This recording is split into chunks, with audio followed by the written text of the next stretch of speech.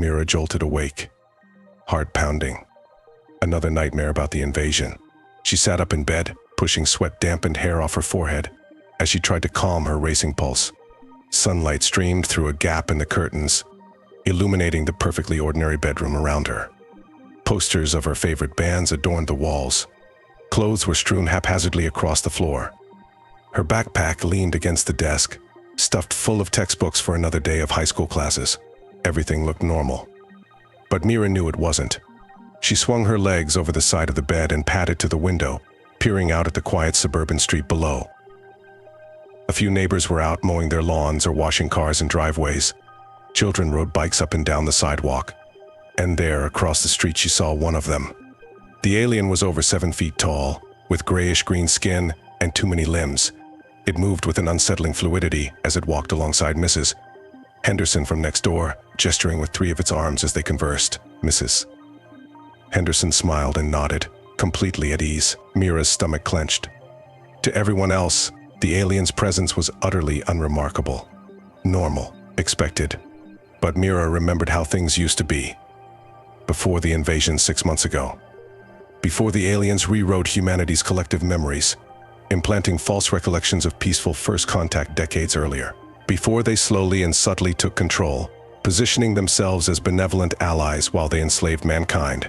Only Mira seemed immune to their memory manipulation. Only she knew the truth. She didn't know why she alone was unaffected, but she was determined to find a way to wake everyone else up and drive the aliens off their planet, somehow. A knock at her bedroom door made her jump. "Mira? Are you up, honey? You're going to be late for school," her mom called. Coming, Mira shouted back. She quickly threw on jeans and a t-shirt, ran a brush through her tangled brown hair, and grabbed her backpack. Downstairs, her parents were finishing breakfast at the kitchen table. Her father lowered his newspaper as she entered. "There's my sleepyhead," he said with a fond smile. "Did you finish that history paper?" Yeah, Mira lied. She'd been too preoccupied with her plans to pay much attention to schoolwork lately. Her mother set a plate of eggs and toast in front of her. "Eat up, sweetie." "Oh, and don't forget we're having dinner with the Noorax family tonight." Mira froze with a forkful of eggs halfway to her mouth. The Noorax family, aliens, in their house. "Great," she managed to say with forced cheerfulness. "Can't wait." Her mother beamed. "I'm so glad you've been making an effort to be more friendly with them lately. I know you were nervous about the integration at first, but see, there was nothing to worry about. The Noorax are lovely, if only you knew," Mira thought. "If only you could remember." She wolfed down her breakfast, said hasty goodbyes to her parents, and headed out the door. The warm September air held a hint of autumn crispness.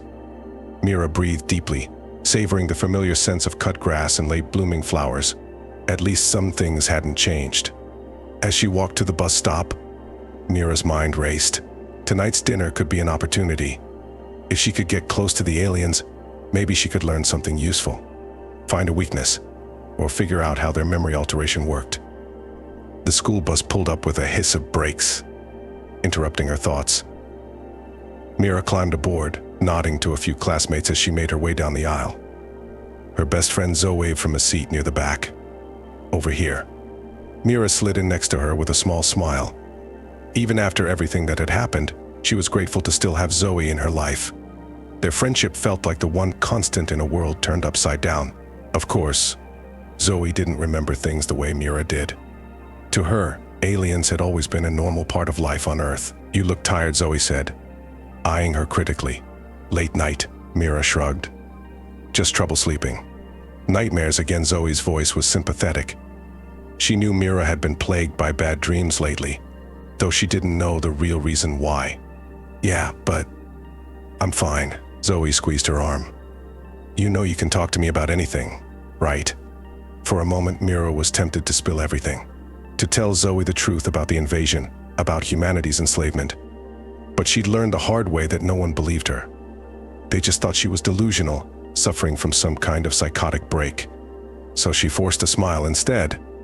"I know, thanks." The rest of the bus ride passed in comfortable silence. When they arrived at Oak Ridge High, Mira and Zoe joined the throng of students pouring through the front doors. Mira tensed as she always did upon entering the school. It was even worse here than in her neighborhood. Aliens were everywhere, teaching classes, patrolling hallways as security guards, chatting with human students who acted like nothing was amiss. She clenched her fists, fighting down the urge to scream at everyone to wake up and see what was really happening. It wouldn't do any good. She tried that before, in the early days after the invasion. It had only led to worried looks, hushed conversations, and a stint in the guidance counselor's office. So now she kept her head down and tried to blend in, to pretend everything was normal, even as her skin crawled at the sight of the invaders all around her. The morning passed in a blur of classes. Mira went through the motions, taking notes and answering questions when called on. But her mind was elsewhere, consumed with plans and schemes for how to fight back against the aliens. At lunch, she sat with Zoe and their usual group of friends in the cafeteria. She picked at her food, only half listening to the chatter around her. "Earth to Mira," Zoe said, waving a hand in front of her face. "You in there?" Mira blinked. "Sorry, what?" "I asked if you wanted to go to the mall after school," Zoe repeated. New shipment of those light-up sneakers just came in. The ones with Nooraxian bioluminescent technology. Mira suppressed a shudder. More alien influence, creeping into every aspect of their lives. "Thanks, but I can't. Family dinner thing tonight." "Ooh, with the Noorax family," their friend Aiden asked eagerly. "Man, you're so lucky. I wish my parents were that connected." "Yeah," Mira muttered. "Lucky me." The rest of the school day dragged on interminably. By the time the final bell rang, Mira was a bundle of nervous energy. She said goodbye to Zoe and hurried home, mind racing as she tried to figure out how to approach the evening ahead. When she got home, savory aromas were already wafting from the kitchen. Her mother was in full hostess mode, putting the finishing touches on an elaborate meal. "There you are," she said when Mira walked in. "Go get changed, honey. Put on something nice. The Noorax will be here in an hour." Mira trudged upstairs to her room. She dug through her closet, finally settling on a simple blue dress. As she changed, she caught sight of herself in the mirror.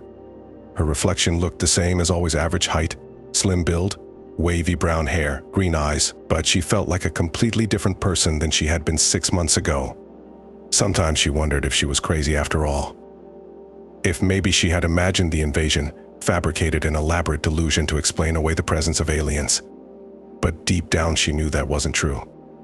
Her memories of life before were too vivid, too real. She remembered the day the ships appeared in the sky. The panic in the streets as people realized what was happening. The military's failed attempts to fight back. And then, nothing. She'd blacked out, like everyone else. But when she woke up, she was the only one who remembered the truth. To everyone else, the aliens had always been there. The doorbell jolted her out of her memories. Heart pounding, she made her way downstairs. Her parents were already greeting the Noorax family in the entryway. Mira forced herself not to recoil as the aliens ducked through the doorway. There were 3 of them, 2 adults and what she assumed was a child, though it was hard to tell with their strange physiology.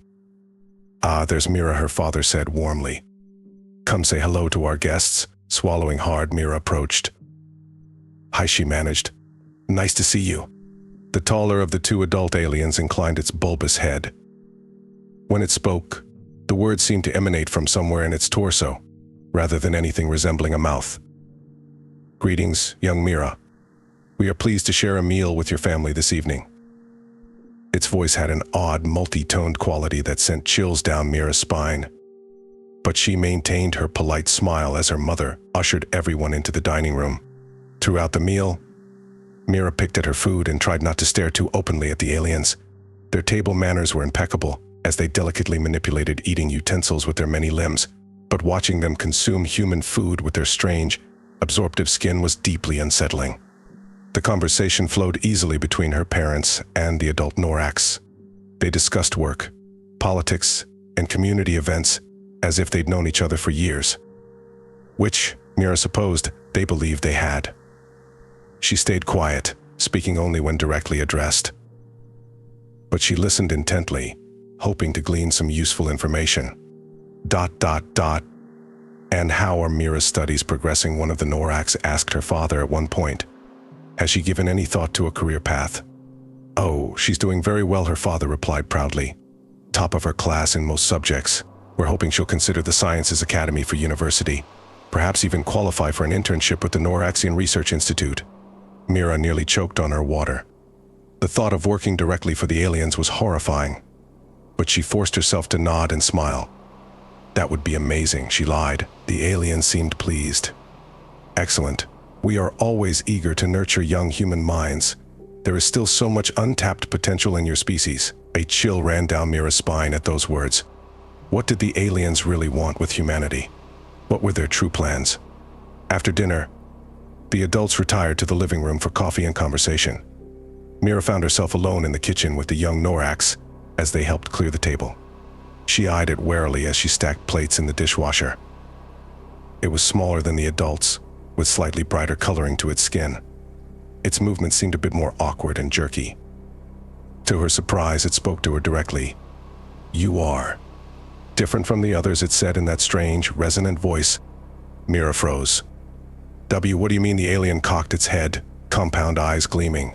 "Your brain patterns, they do not match what we typically observe in humans. There is resistance." Her heart began to race. Did they know? Could they tell that the memory alteration hadn't worked on her? She forced herself to laugh casually. "Oh, I'm just shy around new people sometimes. Nothing to worry about." The young Noorax continued to study her intently. Perhaps there is more to you than meets the eye." Mira Jensen, before she could respond, her mother bustled into the kitchen. "There you two are.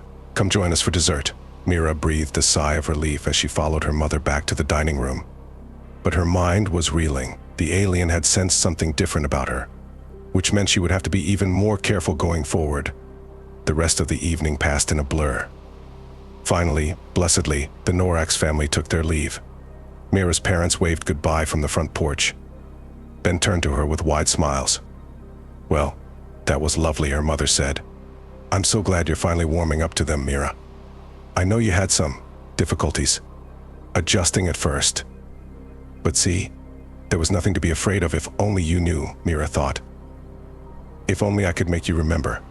She mumbled something non-committal and retreated to her room. Sleep was a long time coming that night as her mind raced with everything she'd observed.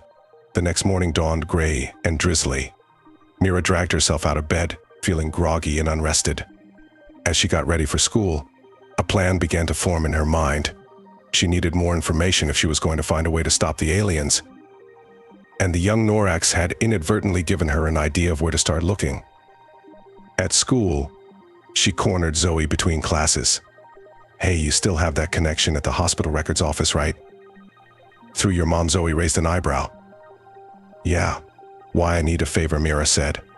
"It's for a school project. I was hoping to get access to some brain scan data. You know, Maurice and stuff like that." "Okay," Zoe said slowly.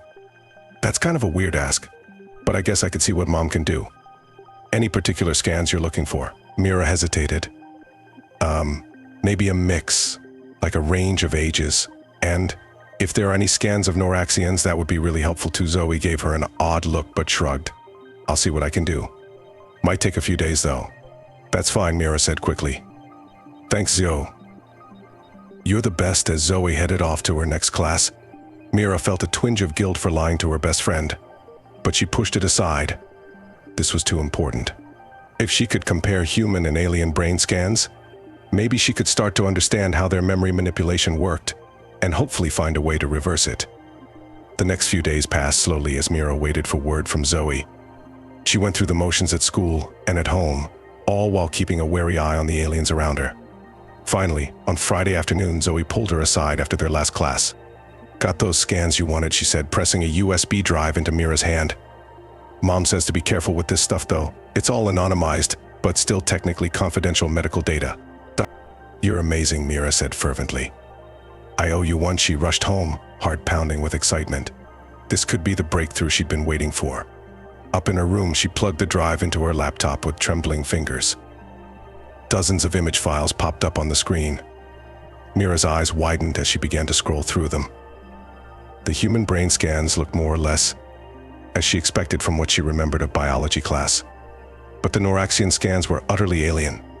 Their brains seemed to have a completely different structure, with strange lobes and folds that hurt her eyes to look at for too long. She pored over the images for hours, taking careful notes. Certain areas of the human brain seemed to show unusual activity patterns compared to what she remembered as normal. And there were odd similarities between those areas and parts of the Nooraxian brains. It wasn't much to go on, but it was a start. Proof that something about human neurology had changed since the invasion. Now she just had to figure out how to use that information. A knock at her door made her jump. She quickly minimized the brain scan windows as her mother poked her head in. "Dinner's ready, sweetie. And don't forget you promised to help out at the community center tomorrow. The Nooraxians are hosting that big cultural exchange event, remember?" Mira's stomach dropped. She'd completely forgotten about that. "Right," she said weakly. Wouldn't miss it after her mother left. Mira flopped back on her bed with a groan. The last thing she wanted to do was spend her Saturday surrounded by aliens, pretending everything was normal. But she knew skipping out would raise suspicions. And maybe, just maybe, she could use the opportunity to gather more information. She tossed and turned that night, her dreams filled with twisting alien shapes and distorted human faces. When her alarm went off the next morning, she felt like she'd barely slept at all. Forcing herself out of bed, Mira threw on jeans and a t-shirt and headed downstairs.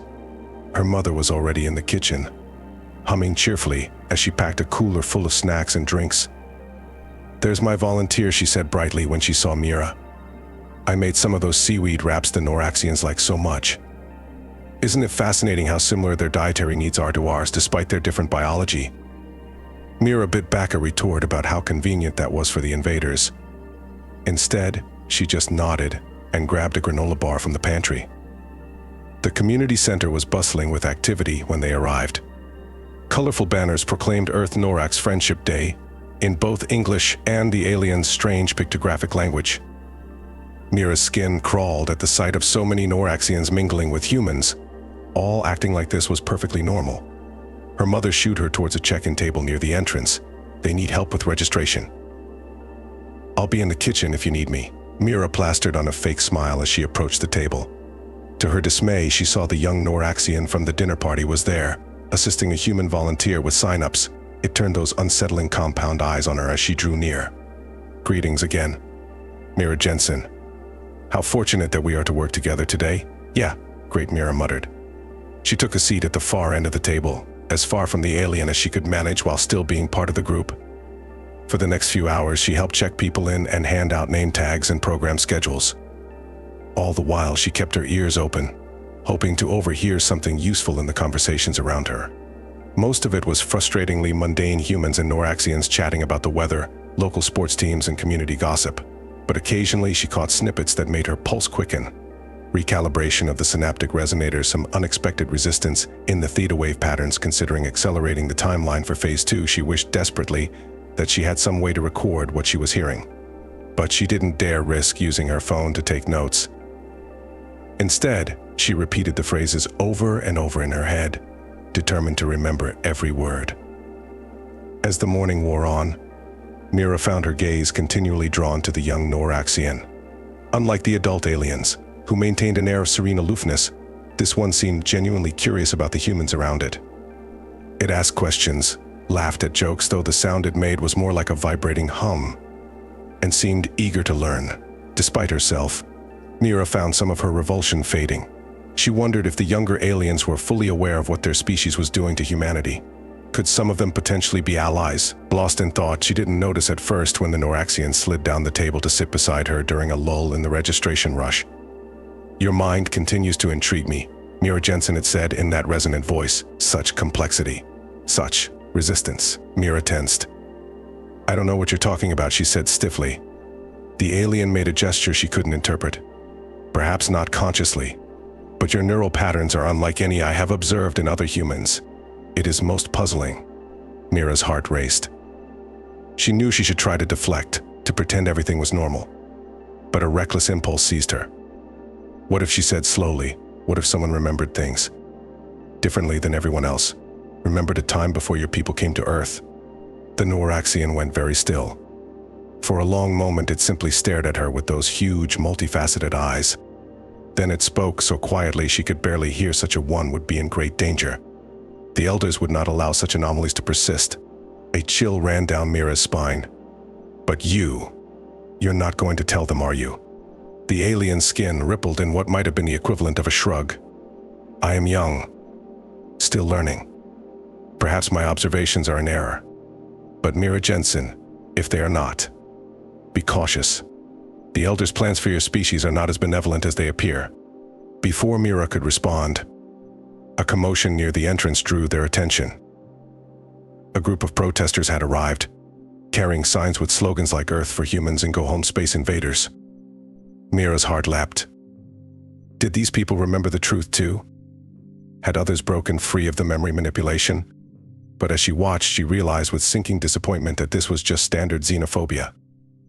The protesters railed against illegal aliens and foreign influence, but it was clear from their words that they still believed the Nooraxians had been on Earth for decades. Security guards, a mix of humans and Nooraxians, quickly moved to contain the protesters. Mira's mother appeared at her elbow, looking flustered. Oh dear, she fretted. I hoped we wouldn't have any trouble from those anti-integration types today. Mira, why don't you take a break? Go get some lunch before the afternoon activities start. Mira nodded absently, her mind whirling. She glanced at the young Nooraxian, but it had already moved away to assist with crowd control. Had it really just warned her and confirmed that there was indeed some nefarious plan in motion? She desperately wanted to ask it more questions, but knew this wasn't the time or place.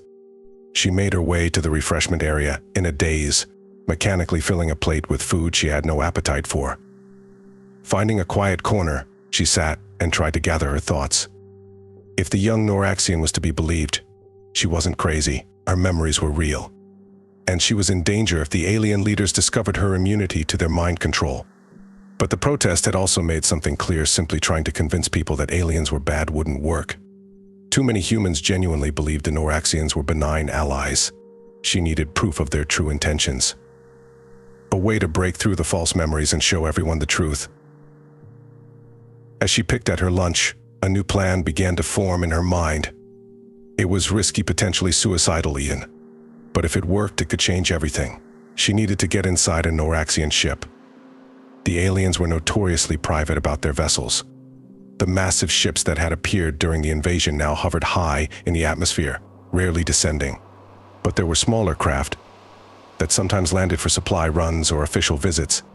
If she could sneak aboard one, maybe she could find concrete evidence of the Nooraxians' plans, something she could use to wake people up and spark a real resistance. But how to get access? She mulled over possibilities as the afternoon's activities got underway. Her mother had signed her up to help with a crafts workshop, teaching human and Nooraxian children how to make friendship bracelets. The irony was almost painful. As she demonstrated how to braid colorful threads, her eyes kept straying to the young Nooraxian. It was assisting with a different activity nearby, showing a group of human adults how to use some kind of alien musical instrument.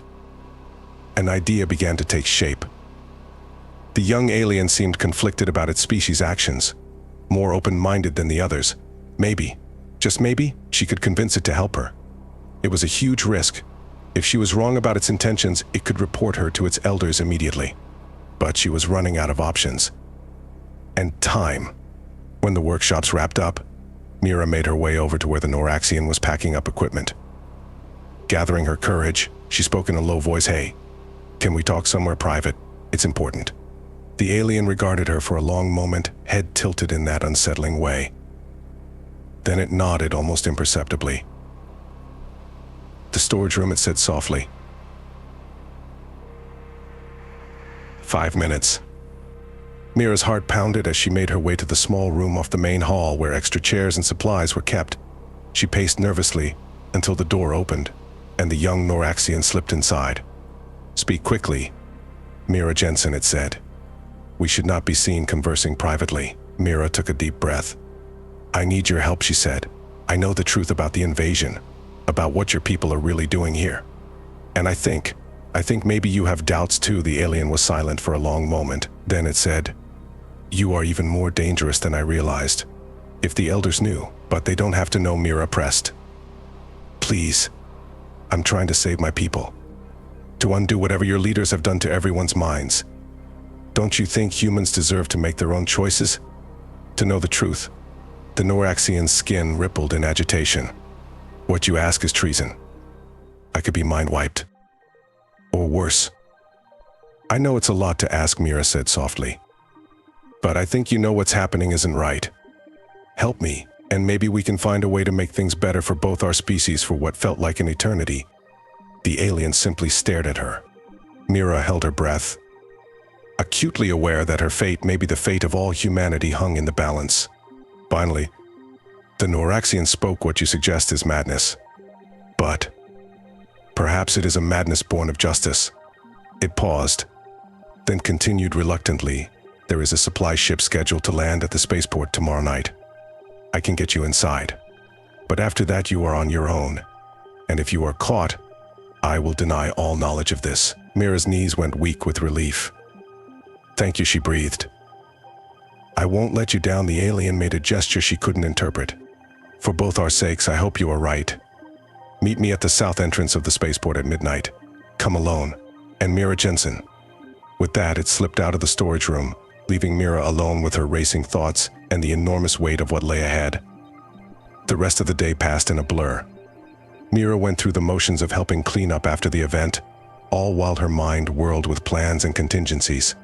She barely heard her mother's chatter on the drive home, responding with non-committal noises as she stared out the window. That night, she lay awake for hours, alternating between nervous excitement and paralyzing fear. Was she really going to do this? Sneak aboard an alien spaceship? It was insane. Dangerous beyond belief. But she knew she had to try. For her family, her friends, for all of humanity, she had to find a way to break the Nooraxians' hold and restore everyone's true memories. Finally, as the first hints of dawn began to lighten the sky, Mira drifted into an uneasy sleep. Her dreams were a chaotic swirl of alien landscapes and familiar faces twisted into unrecognizable forms. She woke late in the morning, groggy and disoriented. For a moment, she wondered if the events of the previous day had been just another strange dream. But then reality came crashing back, and with it the knowledge of what she had to do. Mira spent the day in a state of tense anticipation. She tried to act normal around her parents, not wanting to arouse suspicion. But inside, her mind was racing. What should she bring? How could she defend herself if things went wrong? What would she do if she actually found proof of the Nooraxians' true plans? As evening approached, she packed a small backpack with what she hoped would be useful supplies: a flashlight, some snacks, a first aid kit, and her phone, though she wasn't sure if it would work inside an alien ship. She dressed in dark clothes that would be good for sneaking around, and stuffed a jacket in the bag in case it was cold aboard the ship. When her parents went to bed, Mira pretended to retire to her room as usual. But as soon as the house grew quiet, she eased her window open and slipped out into the night. The spaceport was on the outskirts of town, about an hour's walk from her house. Mira stuck to back roads and shadows, heart pounding every time a car passed. She kept expecting to be stopped, questioned, caught.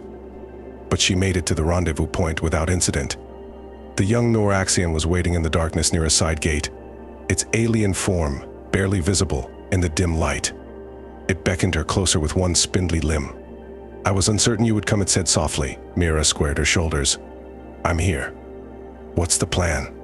The alien produced what looked like an ID badge. "This will get you past the human security checkpoints. But you must move quickly and avoid the Nooraxian guards. Their senses are much sharper than humans." It pointed towards a large hangar-like structure. "The supply ship is in Bay 4. You have perhaps an hour before pre-flight checks begin. Find what you seek and get out. If you are discovered," it trailed off ominously. Mira swallowed hard. "I understand. Thank you for this." Really, the Nooraxian made a complex gesture. "May fortune favor the foolishly brave, Mira Jensen. Now go." Taking a deep breath, Mira took the badge and slipped through the gate. Her heart raced as she approached the first checkpoint. But the bored-looking human guard barely glanced at her ID before waving her through. She tried to project an air of confidence and purpose as she made her way across the tarmac, as if she belonged there. A few humans in official-looking uniforms passed her, but no one challenged her presence. As she neared Bay 4, she saw her first Nooraxian guards. Their alien forms were unmistakable, even at a distance. Mira ducked behind a stack of crates, pulse pounding in her ears. How was she going to get past them? But luck was with her. A loud clang rang out from a nearby hangar, drawing the guards' attention. In that moment of distraction, Mira darted from her hiding place and slipped through a small side door into Bay 4. And there it was. The Nooraxian ship loomed before her, sleek and alien, unlike anything humans had ever built.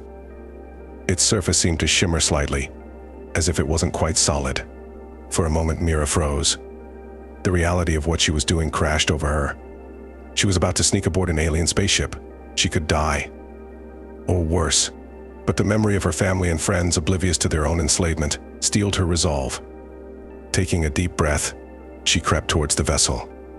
Finding a way proved easier than she'd expected. A hatch was open near the rear of the ship, with a ramp extended to the hangar floor. Mira guessed it was for loading supplies. Gathering her courage, she darted up the ramp and into the alien craft. The interior was dimly lit and oddly organic looking. The walls pulsed faintly, reminding Mira uncomfortably of being inside some vast living thing. The air felt thick and had a strange metallic tang. She crept forward cautiously, every sense on high alert. The corridor branched in several directions. Which way should she go? What exactly was she looking for? A faint humming drew her attention to the left. Following the sound, she found herself in what appeared to be some kind of control room.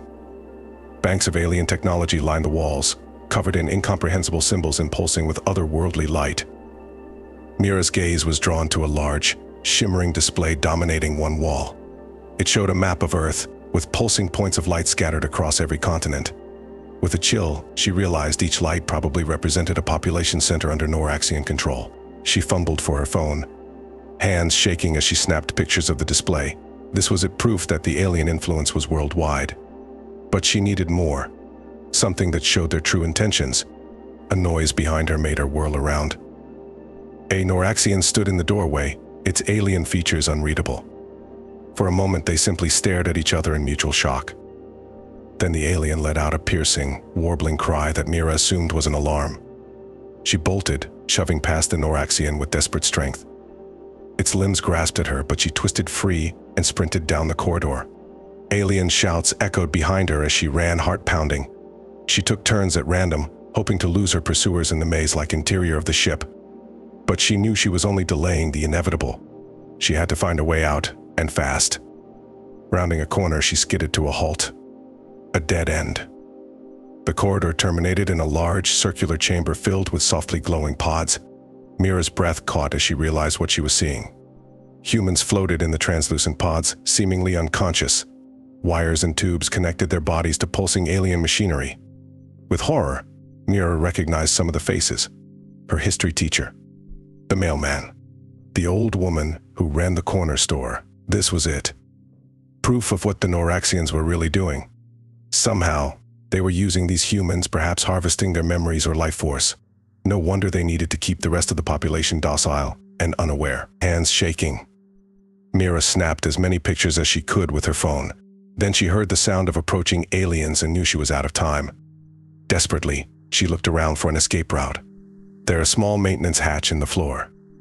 Without hesitation, she wrenched it open and squeezed through. She found herself in a cramped, tubular space that seemed to run the length of the ship. Distant vibrations suggested the engines were nearby. Mira began to crawl, praying she was heading towards an exit. The tube sloped downward, and suddenly Mira was sliding uncontrollably. She tumbled out of an opening and landed hard on a metal grate floor. Dazed, she looked up to find herself in what appeared to be a cargo hold. And there, just a few meters away, was the open hatch she'd entered through. Freedom was tantalizingly close, but between her and escape stood 3 Nooraxians. Their alien faces were unreadable, but their postures radiated menace. One of them raised a device that looked unsettlingly like a weapon. Surrender. Human, it said in that resonant, multi-toned voice. You cannot escape. Mira's mind raced. She was cornered, outnumbered, with no way to fight back. Was this how it ended? All her efforts for nothing? No. She couldn't give up now. Not when she finally had proof of what the aliens were doing. Somehow, she had to get that information to people who could use it. In that moment of desperate clarity, Mira made a decision. It was risky, possibly suicidal. But it was her only chance. She pulled out her phone and held it up. I've documented everything, she said, trying to keep her voice steady. The control room. The humans in pods. All of it. and I've already transmitted the data to secure servers. If anything happens to me, it all goes public." It was a bluff. Of course.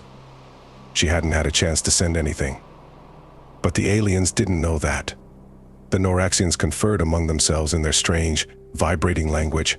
Mira held her breath, praying her gambit would work. Finally, the one who had spoken before turned back to her. "You will come with us. The elders will decide your fate." Mira's heart sank. But at least they hadn't killed her outright.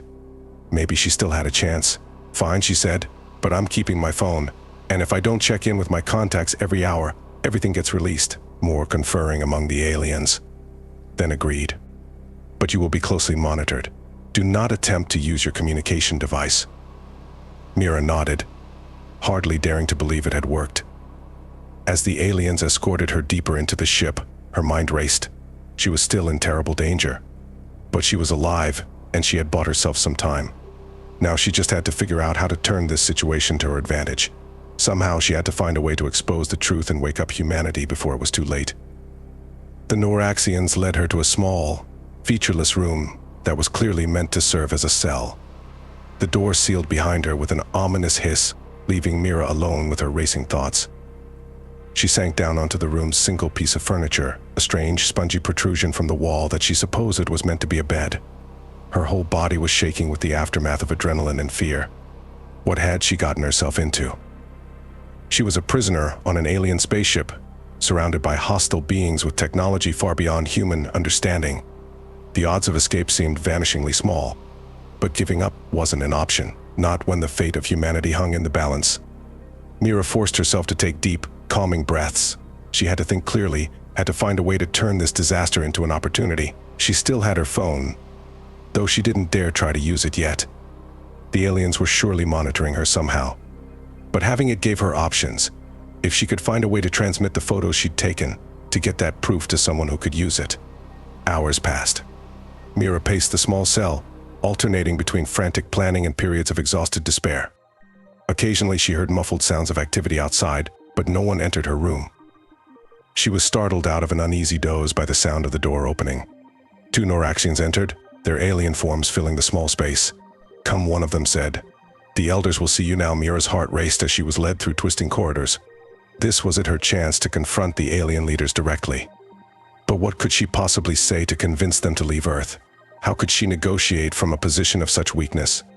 They entered a large circular chamber. Mira gasped involuntarily. The room's walls were transparent, offering a breathtaking view of Earth far below. They must be in orbit, she realized. When had the ship taken off? Her attention was drawn to the center of the room, where 3 Nooraxians waited. They were larger than any she had seen before, their skin a deeper, more iridescent shade. The elders, she presumed. "Approach, human," one of them said. Its voice so resonant Mira felt it in her bones. On shaky legs, she stepped forward. This was the moment that would determine not just her fate, but potentially the fate of all humanity. She took a deep breath and prepared to make her stand. "Elders of the Noorax," she began, surprised at the steadiness of her own voice. "I come before you as a representative of humanity. We know the truth of your invasion, of your attempts to enslave us, and we demand that you leave our world immediately." There was a long moment of silence. Then, to Mira's shock, the lead elder made a sound that might have been laughter. "Brave words, little human," it said, "but ultimately meaningless. Your species has already surrendered. You simply don't remember it." Mira's mind reeled. "What do you mean?" The elder gestured, and a holographic display sprang to life between them. Mira saw images of world leaders shaking hands or appendages with Nooraxians, signing documents, making speeches to cheering crowds. "In the days following our arrival," the elder explained, "your leaders quickly realized the futility of resistance. They agreed to our terms: complete submission in exchange for technological advancements and the promise of eventual elevation to a true spacefaring race." Mira shook her head in disbelief. "No, that's impossible. We would never agree to enslavement." "Not enslavement," another elder interjected. "Partnership, guidance. We have seen countless species destroy themselves before reaching their full potential. We offer a path to the stars. By erasing our memories? By experimenting on a US." Mira countered, thinking of the humans in pods she had seen. The third elder spoke necessary steps. Your species is fractious, prone to conflict. We simply smooth the transition. In time, as humanity proves itself worthy, full awareness will be restored. Mira's mind raced. Could it be true? Had Earth's leaders really sold out humanity's freedom for alien technology and promises of advancement? Part of her wanted to reject it outright. But another part whispered that it was all too believable. But even if it was true, it didn't change anything. Humanity deserved to make its own choices, not have them made by alien overlords or by short-sighted human leaders. It doesn't matter, she said firmly. You had no right to alter our memories, to take away our ability to choose. I demand that you reverse whatever you've done and leave Earth immediately, the elders conferred among themselves in their strange language. Finally, the leader turned back to Mira. You are either very brave or very foolish, young human, it said. But your demands are irrelevant. The process cannot be reversed without causing catastrophic trauma to your species' collective psyche, and we will not abandon the investment we have made in humanity's future. Mira's heart sank. She had hoped, however foolishly, that she might be able to reason with the alien leaders, to appeal to some sense of ethics or fairness. But it was clear now that diplomacy wasn't an option. Then what do you intend to do with me, she asked, trying to keep the fear from her voice. The lead elder made a gesture she couldn't interpret. You present an interesting dilemma. Your immunity to our memory alteration is unprecedented. You could be a valuable research subject. Mira's blood ran cold at the thought of ending up in one of those glowing pods she had seen. However, the elder continued. Your knowledge of the truth presents a significant security risk. The human population is not yet ready for full disclosure. It would cause chaos, setbacks to our plans. So what, Mira said bitterly. You'll kill me, that would be wasteful, another elder said. No, we have a more elegant solution. Before Mira could react, one of the Nooraxians flanking her pressed a device to her neck. There was a sharp pain, and then the world began to spin. No, she gasped, realizing what was happening. They were going to wipe her memories, just like everyone else. Make her forget everything she had learned. She tried to fight the encroaching darkness, desperately clinging to her memories, the invasion, the truth about the aliens, her mission to expose them. But it was like trying to hold on to smoke. Everything was slipping away. The last thing she heard before consciousness faded entirely was the lead elder's voice. Sleep now, little human. When you wake, all will be as it should be. Mira jolted awake, heart pounding. Another nightmare about the invasion. She sat up in bed, pushing sweat-dampened hair off her forehead as she tried to calm her racing pulse. Sunlight streamed through a gap in the curtains, illuminating the perfectly ordinary bedroom around her. Posters of her favorite bands adorned the walls. Clothes were strewn haphazardly across the floor. Her backpack leaned against the desk, stuffed full of textbooks for another day of high school classes. Everything looked normal, but something felt off, like she had forgotten something important. Mira shook her head, trying to clear the lingering cobwebs of sleep. It was probably nothing, just the remnants of a bad dream already fading from memory. She swung her legs over the side of the bed and padded to the window, peering out at the quiet suburban street below. A few neighbors were out mowing their lawns or washing cars in driveways. Children rode bikes up and down the sidewalk. And there across the street she saw one of the Nooraxians. The alien was over 7 feet tall, with grayish-green skin and too many limbs. It moved with an unsettling fluidity as it walked alongside Mrs. Anderson from next door, gesturing with 3 of its arms as they conversed. Mira frowned. For a moment, looking at the alien had sparked something. A memory, a feeling, but it slipped away before she could grasp it. She shrugged and turned away from the window.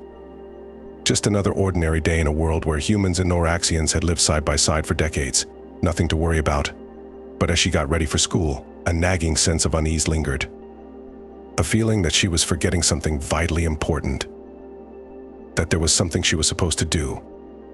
Mira pushed the thoughts aside. She had a history test to worry about. Whatever it was, it couldn't be that crucial. If it was really important, surely she would remember, wouldn't she? As Mira made her way downstairs for breakfast, that nagging feeling persisted.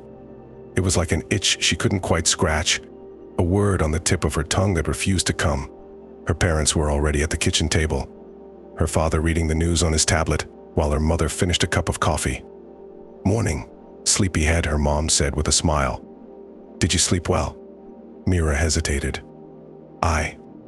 I'm not sure. I had some weird dreams. I think her father looked up, a slight frown creasing his forehead. Nightmares again? I thought those had stopped. No, not exactly nightmares, Mira said slowly. Just strange. Like I was supposed to remember something important, but I can't quite grasp it. Her parents exchanged a quick glance that Mira almost missed. Was that concern in their eyes? I'm sure it's nothing, dear, her mother said, a little too brightly. You've been studying hard for that history test. Probably just stress. Mira nodded absently, but the exchange left her feeling unsettled. As she poured herself a bowl of cereal, her eyes fell on the day's newspaper lying on the counter. The headline caught her attention. Nooraxian Cultural Exchange Program enters 5th successful year. Something about those words sent a chill down her spine. An image flashed in her mind, a community center full of humans and aliens, colorful banners proclaiming friendship between species. But the memory felt wrong somehow, distorted. Mira? You okay, honey? You look pale, she blinked, realizing she had been staring at the newspaper for several long moments. Yeah, sorry, just thinking about the test as she ate her breakfast. Mira tried to shake off the strange feelings. It was probably nothing, just lingering weirdness from her dreams. But she couldn't quite convince herself. The walk to the bus stop did little to clear her head. If anything, her sense of unease grew. She found herself studying her neighbors with an intensity that surprised her. The way they interacted with the Nooraxians, they passed so casual, so normal. Had it always been like this? Of course it had, she told herself firmly. The Nooraxians had been on Earth for decades. This was just how life was. So why did it suddenly feel so wrong? On the bus, she slid into her usual seat next to her best friend Zoe. The other girl took one look at her face and frowned. Whoa, you look like you've seen a ghost. Everything okay? Mira hesitated. Should she confide in Zoe about these strange feelings, but what would she even say? That everything suddenly felt off for no reason she could explain. I'm fine, she said instead. Just didn't sleep great, Zoe nodded sympathetically. Stressed about the history test? Don't worry, you always ace Nooraxian studies, Nooraxian studies. The words echoed strangely in Mira's mind. Of course, that was a normal class. They'd been taking it for years. Learning about Nooraxian culture, the history of first contact, the technological advancements their alien allies had brought to Earth. So why did the very idea suddenly fill her with a sense of wrongness? The school day passed in a haze. Mira went through the motions, taking notes and answering questions when called on. But her mind was elsewhere, grappling with the growing certainty that something was very, very wrong. In Nooraxian studies, she found herself staring at their alien teacher with new eyes. Had missed her. Zex's limbs always moved in that unsettling, fluid way. Had his multifaceted eyes always seemed so. Alien. Of course they had, she told herself. He was an alien. That was normal. But the word normal was starting to lose all meaning. As Mr. Zix lectured about the great strides in medical technology that Nooraxian science had brought to Earth, Mira's gaze wandered to the window. A Nooraxian ship hung in the sky, its sleek form barely visible against the clouds. The sight of it sent a jolt through her system. A memory surfaced, hazy, dreamlike. She was inside one of those ships, running. Afraid. But why? Mira, are you with us? She snapped back to attention, realizing Mr. Zix had asked her a question. I'm sorry, could you repeat that? The alien teacher tilted his head in a way that might have been concern. I asked if you were feeling all right. You seem distracted today. I'm fine, Mira said quickly. Just didn't sleep well, mister. Zex made a sound that might have been a hum. Perhaps you should visit the nurse. Proper rest is essential for optimal cognitive function. No. Really, I'm okay, Mira insisted. The last thing she wanted was to draw more attention to herself. But as the day wore on, it became harder and harder to pretend everything was normal. Every interaction with the Nooraxian, every mention of their influence on human society, sent little shockwaves of wrongness through her system. By the time the final bell rang, Mira felt like she was going to crawl out of her skin. She needed answers. She needed to understand why everything suddenly felt so off. As she walked home, an idea began to form. The public library. It had extensive historical archives, including old newspapers and video footage. Maybe if she looked back at records from before the Nooraxian arrival, she could find something to explain these feelings. She texted her mom to say she was going to the library to study, then changed course. Her heart was pounding as she approached the imposing stone building. Why did this feel so much like sneaking around? It was just research. Inside, she made her way to the historical archives section. The librarian, a kindly older woman, smiled as she approached. "Can I help you find anything, dear?" Mira hesitated. How to phrase this without sounding crazy? "I'm doing a project on, Earth history, from before the Nooraxians came. Do you have any old newspapers or videos from back then?" The librarian's smile faltered for just a moment. Was that concern in her eyes? "Of course, dear. Though I'm not sure how much you'll find. A lot of records from that time were lost in the Great Data Migration when we switched to Nooraxian archival systems. But let me see what I can dig up." As the librarian led her to a computer terminal, Mira's mind raced. Lost records. That seemed convenient. Too convenient. For the next hour, she pored over what limited pre-Nooraxian records she could find. But something wasn't adding up. The transition from a world without aliens to one where they were fully integrated seemed too smooth, too perfect. There were gaps in the narrative that nagged at her. And then she found something. A small article, buried in the archives of a local newspaper. The headline read, "Strange lights in the sky, military denies UFO claims." The date was just days before the officially recorded first contact with the Nooraxians. But according to all the history books, first contact had been a carefully planned diplomatic event. So why were there reports of strange lights and military denials? As Mira read the article, a headache began to build behind her eyes. Images flashed through her mind, ships in the sky, panic in the streets, a sense of terror and confusion. But that couldn't be right. First contact had been peaceful. Everyone knew that, didn't they? She was so engrossed in her research that she didn't notice someone approaching until a hand fell on her shoulder. Mira jumped, spinning around to find herself face to face with a Nooraxian security guard. "The library is closing. Young human," it said in that resonant voice. "It is time for you to leave." Mira's heart raced. Had she done something wrong? Did they know what she had been researching? "All right," she stammered. "Sorry, I lost track of time." As she gathered her things, she noticed the librarian watching her with an unreadable expression. And was it her imagination? Or were there more Nooraxians in the library than there had been earlier? She hurried out into the evening air, mind whirling. The bits and pieces she had found didn't add up to a coherent picture, but they were enough to convince her that something was very wrong with the official history. As she walked home, a plan began to form. She needed to dig deeper to find real proof of whatever was going on, and she knew just where to start. Tomorrow, she would skip school. She would go to the one place that might have answers, the abandoned military base on the outskirts of town. The one that had been shut down right around the time the Nooraxians arrived. It was risky. Probably illegal. But Mira was past caring about that now. She needed the truth, whatever it might be.